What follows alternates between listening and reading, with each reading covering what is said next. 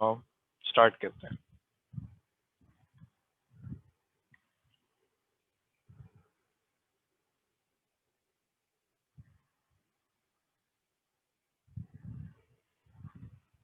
Multiply करना है आपस में, तो ये हो जाएगा एक्स पावर 5। सही है, मैं सिर्फ मल्टीप्लिकेशन सिखा रहा हूँ। यहाँ पे भी एक छोटी सी बात बतानी है, इसलिए मैं इस तरह लिख के दिखा रहा हूँ आपको। There is nothing very complicated about this. सही है, -4x3। अब आगे 3x से मल्टीप्लाई करना है ना, तो ये क्या जनरेट होगा, ये 3x³ जनरेट होगा। तो what I tend to do is I generally tend to write it in a separate line, कि मैं x³ वाली टर्म्स को क्लब करके लिख देता हूँ। सही है, आगे जाके थोड़ा सा कन्वीनियंट फील होगा when will be solving questions. इसी तरह -2x² +4x +8। तो ये ओवरऑल क्या बन गया, ये ओवरऑल बन गया x power 5 -2x power 4 -x³ -8x² -8x +8। सही है, वो फिर I am not confused with the powers once I write it vertically. It becomes sort of easier to manipulate. Okay, ये हमने कल किया था, मैं एक बार इसको दोबारा करके दिखा देता हूँ। So I am going to erase this and do this again for you. अच्छा, ये सवाल क्यों इम्पोर्टेंट होता है, मैंने आपसे कहा कि अब कुछ सवाल जो होते हैं वो बगैर उसके सॉल्व होते ही नहीं है।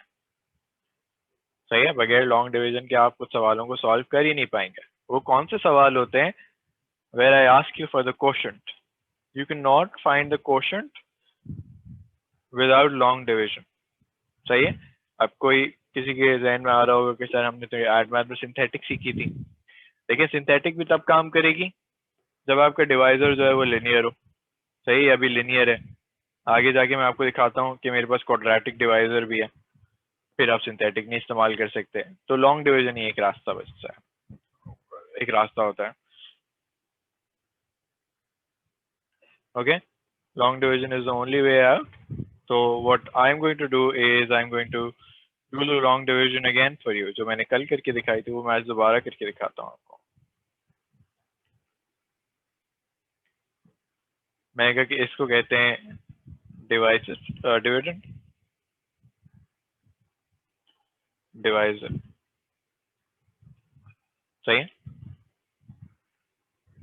हमने कल इसको रिलेट किया था एक नॉर्मल लॉन्ग डिवीजन से। मैंने कहा था 535 डिवाइड बाय 4 करना है।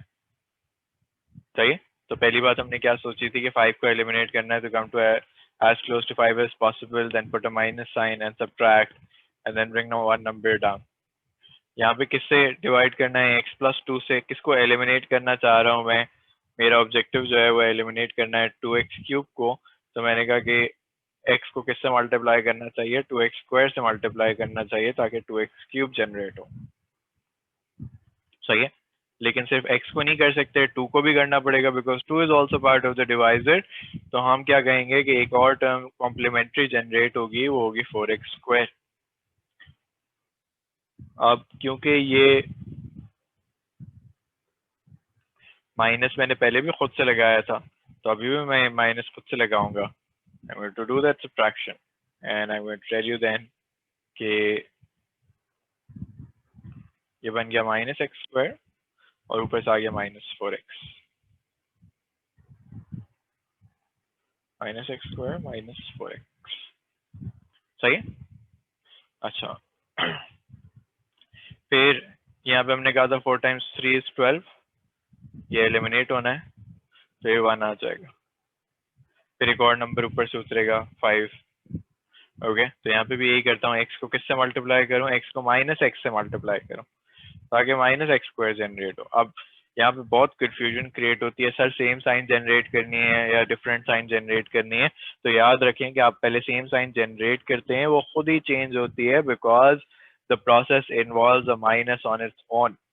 सही है, माइनस ऑन इट्स ओन जो होता है वो प्रोसेस में इन्वॉल्व होता है। मैं इसको एलिमिनेट कर रहा हूँ, तो मैंने ये मल्टीप्लाई किया हुआ है। सही है, ओके, ये आ गया -x²। और उसके साथ कॉम्प्लीमेंट्री जो जनरेट हुआ वो -2x जनरेट हुआ, फिर सबके साइंस चेंज हुई।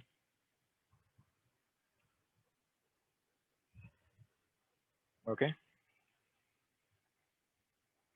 -2x आ गया। ओके, फिर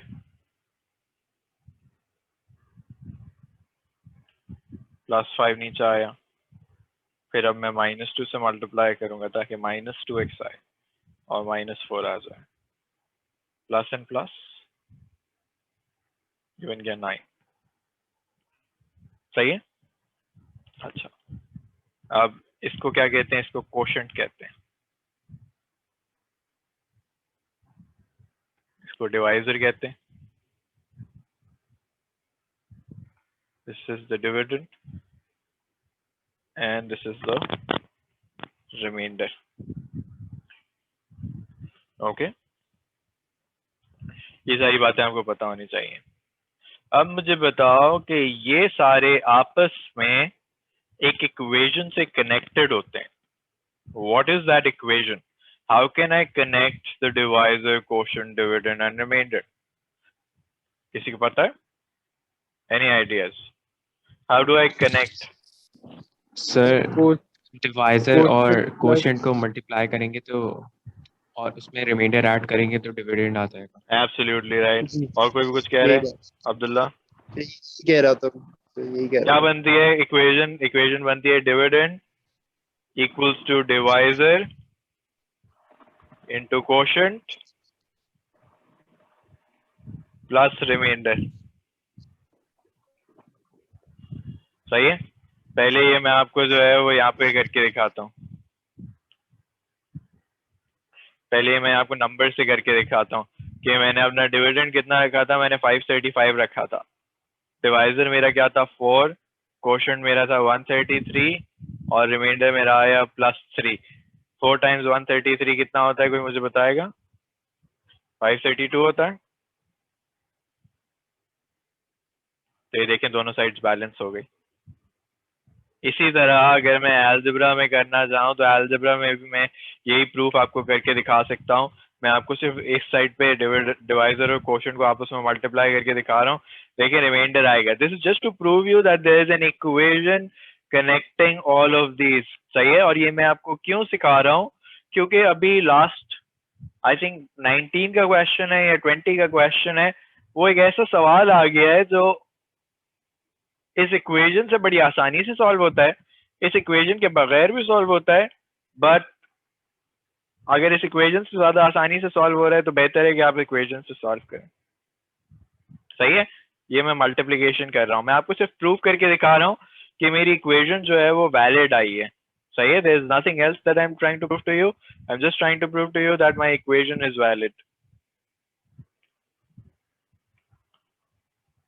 ओके, ये बना 2x cube 3x square 4x +5। क्या यही मेरा डिविडेंड था? यस, एब्सोल्युटली यही था। सही है। Does that make sense to everybody? कि ये इक्वेशन जो होती है ये हम कहते हैं कि ये रिमाइंडर फैक्टर थ्योरम की इक्वेशन होती है basically. This is the equation for the remainder factor theorem and it's very important. Now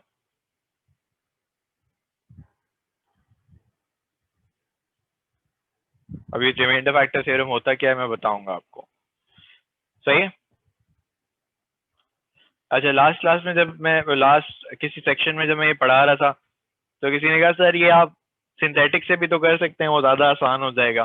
बिल्कुल, मैं आपसे कह रहा हूँ कि सिंथेटिक से भी मैं कर सकता हूँ। आसान होगा या मुश्किल होगा ये आपके ऊपर है डिसाइड करना। सिंथेटिक क्योंकि is a method that is valid, I am going to teach you that is well. सही है। मैं आपको मेथड भी पढ़ाऊंगा। अब मैं यही काम कर रहा हूँ, सेम क्वेश्चन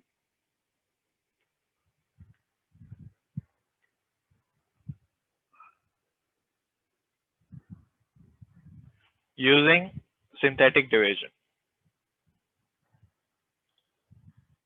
सही है। अब जिन्होंने सिंथेटिक डिवीजन पहले नहीं देखी वो गौर से देखिएगा। सही है। यहाँ पे मैं एक बात लिख दूं कि synthetic division is only valid for only valid for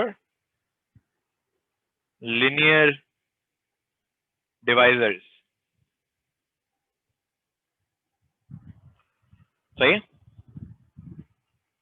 अच्छा,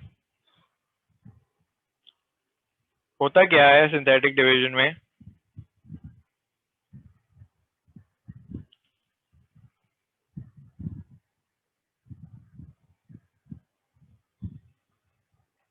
कि अब मैंने जो है ये ऊपर अपने सपोर्ट के लिए जो है वो ये लिखे हैं, सही है?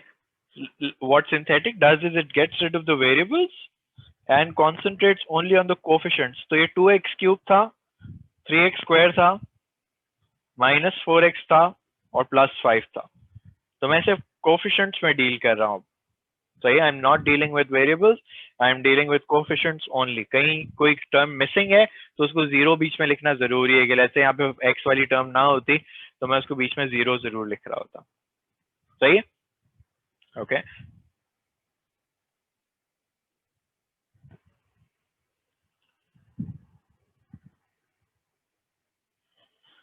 तो फिर इसके बाद जो होता है वो डिवाइजर देखना होता है।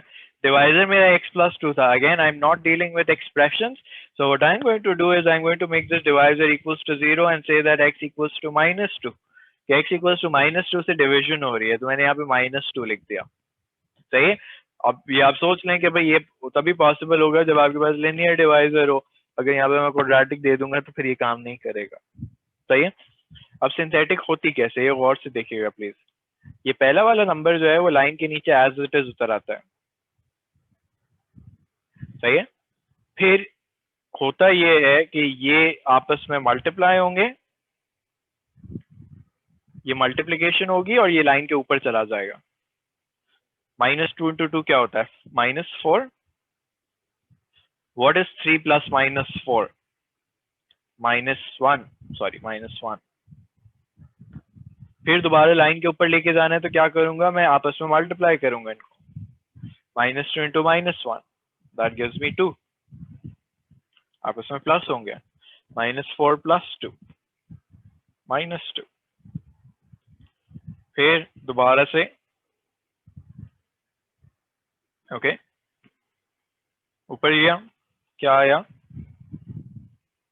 4, सही है? ऊपर जा रहे हैं। After getting multiplied they go up.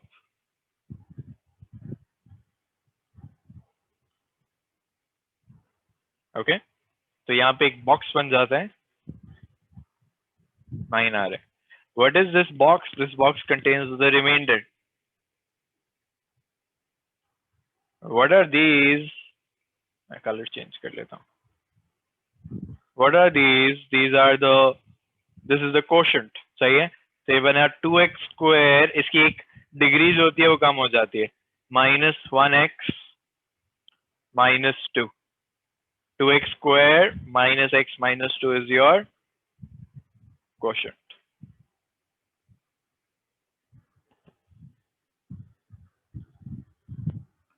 Okay, but you can only use this when you have linear divisors. देखिए आंसर सेम आए मेरे दोनों केस में।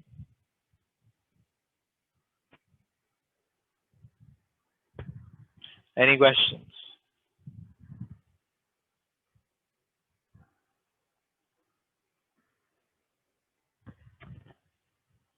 No? देखिए ये लॉन्ग डिवीजन सबको समझ आनी चाहिए। अगर किसी को समझ नहीं आ रही then please ask, because this is going to create trouble for you later on. Okay, let's look at this. It says find the quotient and the remainder when this is divided by that. सही है? अब यहाँ पे एक बात मुझे फौरन पहले से क्या नोटिस करनी चाहिए कि my terms x⁴ से स्टार्ट हो रही हैं, but they are missing outer term that is 0x. ये मुझे ख्याल आ जाना चाहिए, इससे कोई implication ऐसा अभी नहीं होगी, but you should be able to figure that out कि भाई ये 0x है यहाँ पे, सही है? is divided by x² + x + 1, सही है? अब ये क्वाड्रेटिक डिवाइजर है तो मुझे पता है लॉन्ग डिवीजन के अलावा कोई काम नहीं हो सकता। मैंने कहा लॉन्ग डिवीजन ही करना स्टार्ट करते हैं। Okay, let's do long division. x4, अब मेरी आदत ये है कि जब मुझे नजर आता है कि कोई टर्म मिसिंग है तो मैं थोड़ी सी स्पेस छोड़ देता हूं ताकि वो टर्म मिसिंग नजर आए मुझे। सही है, मुझे पता है 0x मिसिंग है तो मैंने यहाँ पे थोड़ी सी स्पेस छोड़ दिया। आप उस स्पेस का काम क्या है आप थोड़ी देर बाद देखेंगे। सही है, मैंने यहाँ पे लिखा अपना divisor x² + x + 1। I hope my screen is smooth and there is no lag in between.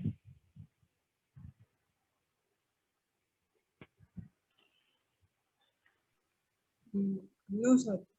Okay, सही है। अब x⁴ को एलिमिनेट करना है तो x² को किससे मल्टीप्लाई करना चाहिए? x² को x² से ही मल्टीप्लाई करना चाहिए। तो ये क्या बनेगा? ये बनेगा x⁴, फिर ये x³ बन जाएगा और एक x² बन जाएगा क्योंकि ये पूरे डिवाइजर से आपस में मल्टीप्लाई हो रहा होगा। सही है, ये सारों से मल्टीप्लाई हुआ x², तो मेरे पास ये टर्म्स जनरेट हुई। सबकी साइंस चेंज करूंगा,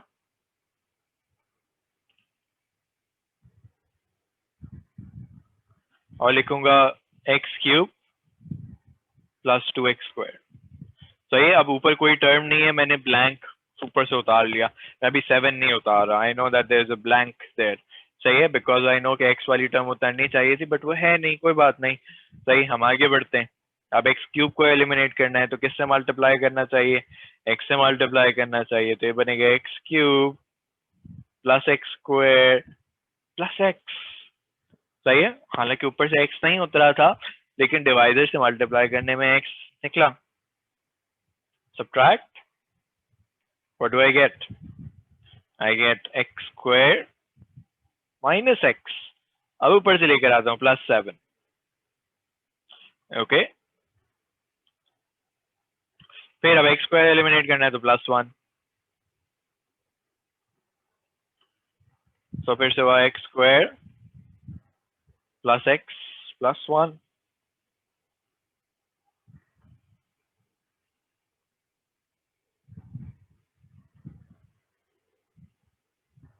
What do I get? -2x + 6।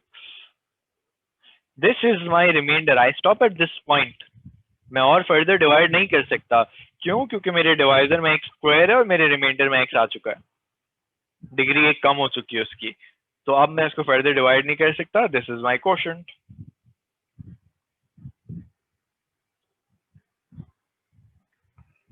Okay, you see that this question couldn't have been done with synthetic division or any other method for that matter. नहीं चलता कोई और मेथड आपका। Clear? And there's a question like that in the past papers, which is why I want you to know this.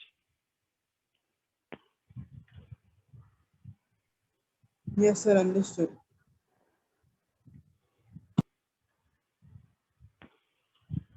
करके दिखाएं फिर। सही, I want you to do long division on this.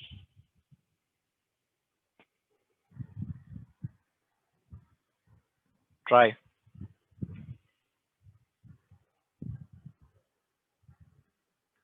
जिससे मैं पूछूंगा वो बताएगा।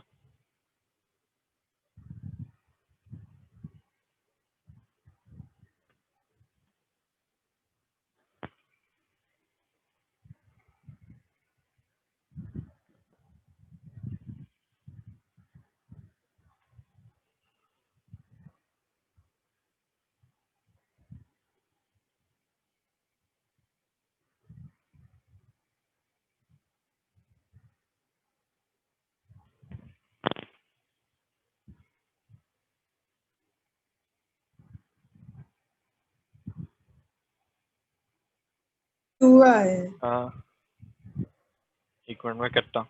सही, नंबर आना चाहिए ना, वो लिनियर है ना डिवाइजर, तो एक और तुमने स्टेप करना होगा, फिर तुम जल्दी रुक गए हो।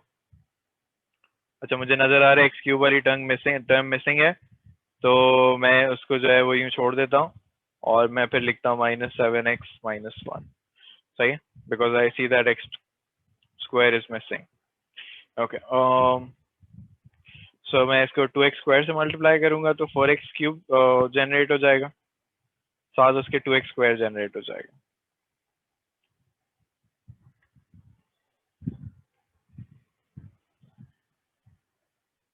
सही है, फिर मुझे ये करना है तो मैं माइनस एक्स से मल्टीप्लाई करता हूँ, सो माइनस 2x स्क्वायर आ जाएगा और माइनस एक्स आ जाएगा, साइंस चेंज हो जाएगी, माइनस 6x माइनस 1, फिर माइनस 3 से मल्टीप्लाई करना, so I get minus 6x minus 3 plus, okay, so that's my remainder. सही है, does that make sense to everybody? किसी को कोई प्रॉब्लम? सही है, तो मैंने आपको क्या सिखाया, आप देखिए सवाल में क्या था, ये कहते सिर्फ रिमाइंडर निकाल के दिखाओ। तो इस क्वेश्चन में एक्चुअली मैं लॉन्ग डिवीजन को अवॉइड कर सकता था, बट क्योंकि मैं आपको लॉन्ग डिवीजन सिखा रहा हूँ इसलिए मैंने आपको कहा कि आप लॉन्ग डिवीजन करते रहें। सही है, when do I recommend using long division? When I am asking you the quotient. सही है, if I am asking you the quotient then you should use long division. If I'm not asking you the quotient, there are easier ways of doing the question, and we'll talk about those easier ways. सही है, वो सबसे पहला easy way क्या आता है, ये कहता है remainder theorem है। सही है, what is the remainder theorem? ये आपसे कहता है कि when a polynomial f of x is divided by x minus a, the remainder is f of a. इसका मतलब क्या है कि हम कह सकते हैं कि when a certain value of x obtained from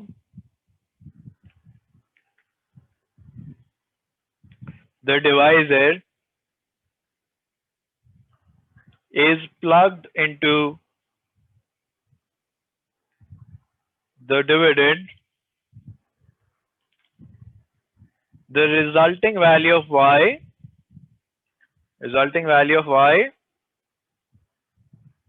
is the remainder. तो ये कि अगर आपने डिवाइजर से एक x की वैल्यू ऑब्टेन की और y की वैल्यू निकाली, तो y की वैल्यू जो होगी वो एसेंशियली एक रिमाइंडर आएगा। सही है, how to obtain that certain value of x? That certain value of x can be obtained by equating the divisor to 0.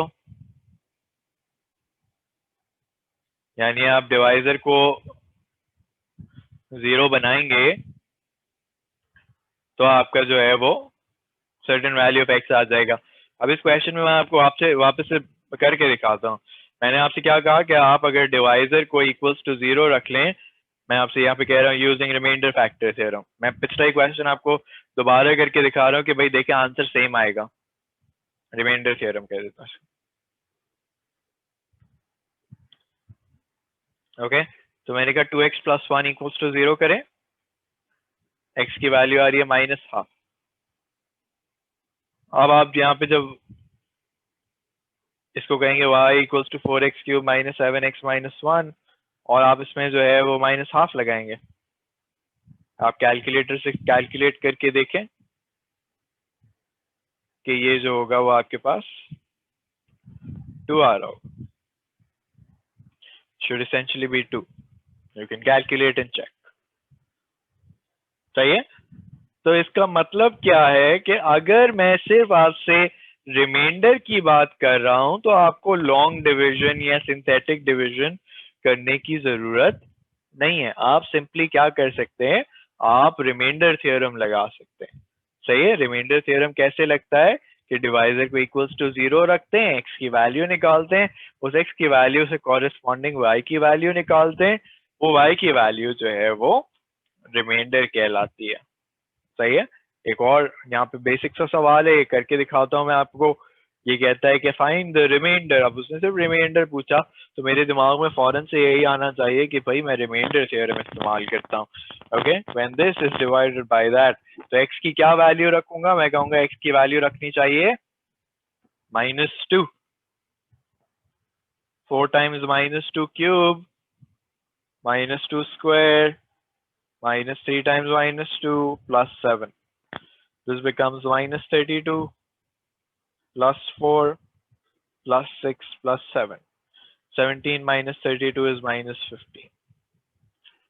किसी के जहन में ये भी आता है कि सर रिमाइंडर तो नेगेटिव नहीं आना चाहिए. रिमाइंडर आता है, अलजेब्रा में नेगेटिव भी आता है. It doesn't matter. Okay. Any questions? Does that make sense to everybody? अभी इसको हम और प्रैक्टिस करेंगे. अभी मैं और क्वेश्चंस पे लेके जाता हूँ आपको. यस सर क्लियर है. अच्छा, अब जिनको ये पहले से आता था, सही है, जिन्होंने पहले रिमाइंडर थ्योरम देखा हुआ है, मुझे बताइए रिमाइंडर थ्योरम ऐसे अचानक से कहाँ से आ गया? How did this suddenly connect to x and y and y suddenly became the remainder? What is the logic behind all of this? आपको मैथ सिर्फ करना नहीं आनी चाहिए, आपको पता भी होना चाहिए क्यों हो रही है मैथ ऐसे. Can anyone tell me?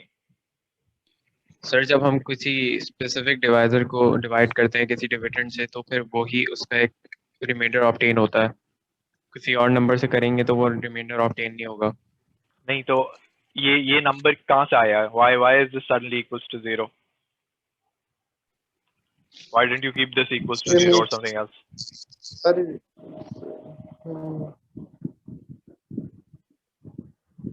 Anyone? इसके रूट्स होते हैं ना, रूट होता है ना वो उसका. रूट होता है. रूट जरूरी नहीं होता वो. रूट तो तब होगा ना जब रिमाइंडर 0 आएगा. अच्छा हाँ. सर हम क्या नाम है इसका जो होगा वो y इंटरसेक्ट नहीं, जो x की वैल्यू -2 पे होगी वो वहाँ पे x y की वैल्यू जो होगी कॉरेस्पॉन्ड करेगी वो -15 होगी. वो तो होगी. That I agree with you. But how is that suddenly the remainder, the value of the remainder? That's what I'm asking you. Because y की वैल्यू को मैंने remainder कैसे कह दिया? So isn't it just a coordinate for you?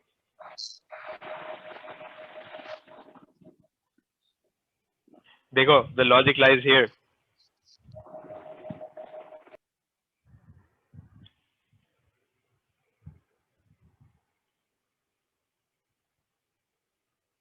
अभी ये partial fractions में सीखा था ना कि हम क्या करते हैं. अब मैं इसको पहले यहाँ पे लिख देता हूँ. सही है. डिविडेंड मेरा था 4x cube plus x square minus 3x plus 7. Divisor मेरा था x प्लस 2. क्वोशंट मुझे नहीं पता. Do you agree with that? और मुझे कोई इंटरेस्ट भी नहीं है. I am not interested in finding the quotient. So what did I do? I kept a certain value of x that took this down to 0. ये 0 बन गया ना, तो ये ओवरऑल रिजल्ट क्या आ गया? 0 प्लस रिमाइंडर. और दूसरी साइड पे क्या हुआ? दूसरी साइड पे x की वैल्यू लग गई. ये देखो. So the logic for this idea lies in this equation of remainder factor theorem. कि मैंने क्या किया है, मैंने डिवाइजर को 0 बनाया है ताकि क्वोशंट गायब हो जाए और मेरी इक्वेशन में सिर्फ रिमाइंडर रह जाए. सही है. जिनको ये बात समझ आई वेल एंड गुड. जिनको नहीं समझ आई okay. You will sometimes need this for the SAT. सही है. सैट में कभी कभार आता है, तो अगर आप सैट दे रहे हैं तो इक्वेशन आपको याद होनी चाहिए. ओके. Any questions? ये होता है रिमाइंडर फैक्टर थ्योरम का logic. Okay sir, understood. Okay. अब ये देखते हैं. उसने कहा when 16x power 4 minus ax cube plus 8x square minus 4x minus 1 is divided by this. तो ये मेरा डिवाइजर है. The remainder is 3. अब मैंने रिमाइंडर बता दिया आपको, यानी मैंने y की वैल्यू 3 बता दी. Find the value of a, एक अननोन कांस्टेंट ढूंढना है. तो मुझे पता है कि जब मैं x की वैल्यू हाफ लगाऊंगा तो y की वैल्यू क्या आएगी? 3 आएगी. मैं लिख लेता हूँ y equals to 16x power 4 minus ax cube plus 8x square minus 4x minus 1. सही है. यहाँ पे 3 लगाऊंगा, यहाँ पे हाफ लगाऊंगा.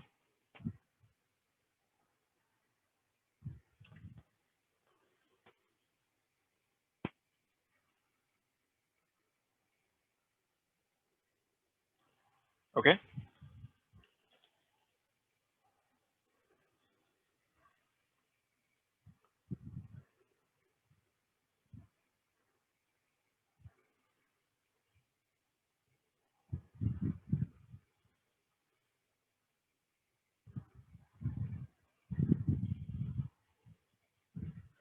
सही, simple.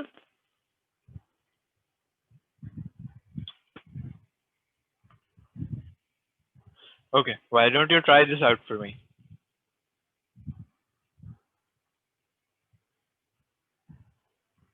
ऐसा ही है? Do other Yes, people sir. have the same answer? Okay, जल्दी से मैं इसको बोर्ड पे सॉल्व कर देता हूँ. Okay, मैंने कहा x की वैल्यू 1 रखेंगे तो यहाँ पे y की वैल्यू 3 आनी चाहिए. x की वैल्यू -2/3 रखेंगे तो y की वैल्यू -2 आनी चाहिए. तो मैं ये बना लेता हूँ 3 = 6 times 1 cube 1 square. सही है? 6 + a + b - 4. a + b = 1. फिर दूसरी वैल्यू रखता हूँ -2 -2/3 cube plus a times -2/3 square plus b times -2/3 -4.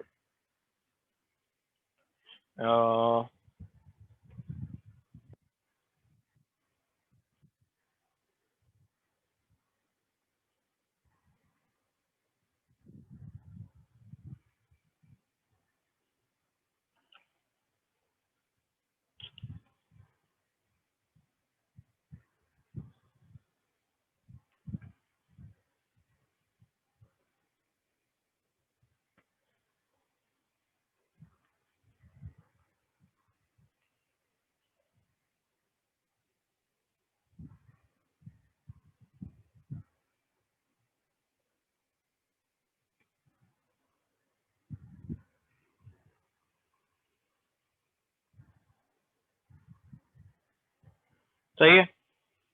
अच्छा, एग्जाम में आपको इस पे जो है वो टाइम ना जाया करें. What you can do is you can put these equations on a calculator and solve simultaneously. वो simultaneous आंसर देने के मार्क्स होंगे. अब recent जो मार्केट स्कीम्स नजर आएंगी उसमें जनरली इसका मेथड का मार्क नहीं होता. But on the safe side you can show me a method. अभी के लिए आप ये करें कि भाई आप कैलकुलेटर पे लगा दें. I don't want anyone wasting time on simultaneous equations when you are doing the homework or practicing questions for yourself.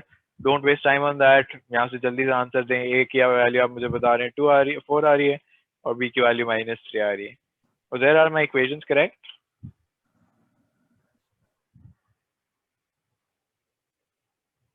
Ahmad, ज़हर, मेरी इक्वेशन में कोई मसला तो नहीं है? नहीं सर, नहीं सर, नहीं सही है. Okay, चलो, सही है, सही है. So I have the correct answers now. Okay.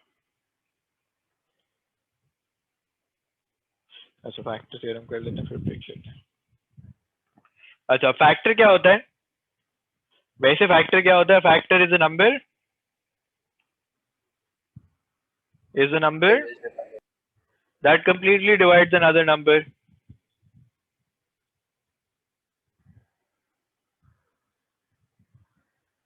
सही है?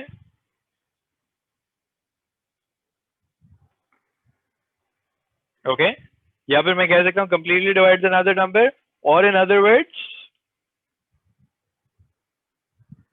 it leaves a remainder of 0. zero. Excellent. Okay, so that is what a factor is. Okay, कि एक ऐसा नंबर होता है जो 0 का रिमाइंडर छोड़े. अब जाहिर सी बात है, अब मैं नंबर्स की बात नहीं कर रहा, मैं डिवाइजर्स की बात कर रहा हूँ. तो मैं आपसे कहूंगा कि when a certain value of x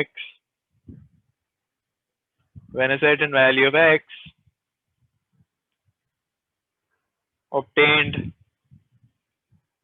from the divisor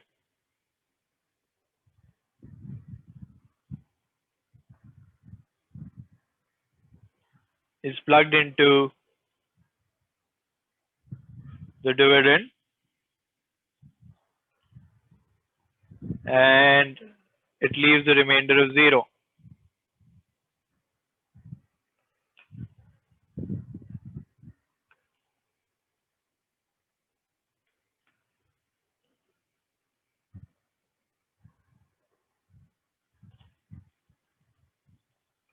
being 0, then the divisor is called a factor. सही है, उस डिवाइजर को जो है वो फैक्टर कहते हैं. सही है. अब उसने कहा कि show that x - 3 is a factor of this. तो इसका मतलब क्या है कि मुझे शो करना है कि जब x की वैल्यू 3 लगाएंगे देन y मस्ट बी 0. तो मैं लगा के दिखाता हूं आपको. इसमें x की वैल्यू 3 लगा के दिखाता हूं. अगर y 0 आया तो मेरा पॉइंट प्रूव हो जाएगा, वरना नहीं होगा.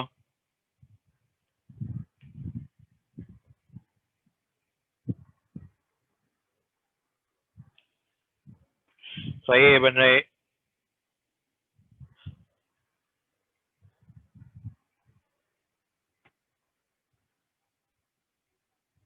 सही है, 0 बन रहा है. तो मेरा प्रूफ आ गया कि x - 3 is there for a factor.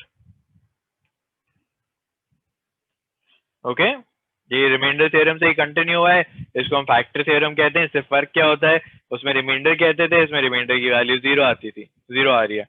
सही है. अब उसने कह दिया अगले सवाल में कि x - 2 is a factor of this. Evaluate the coefficient a. सही है. अब इवैल्यूएट कैसे करूंगा मैं? मैंने कहा x की वैल्यू 2 लगाऊंगा तो y की वैल्यू क्या आनी चाहिए? y की वैल्यू 0 आनी चाहिए. तो मैंने कहा 0 equals to 2 cube 2 square a times 2 minus 10.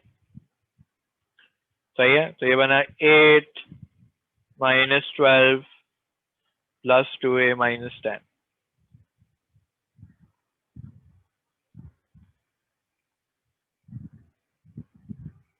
a equals to 7.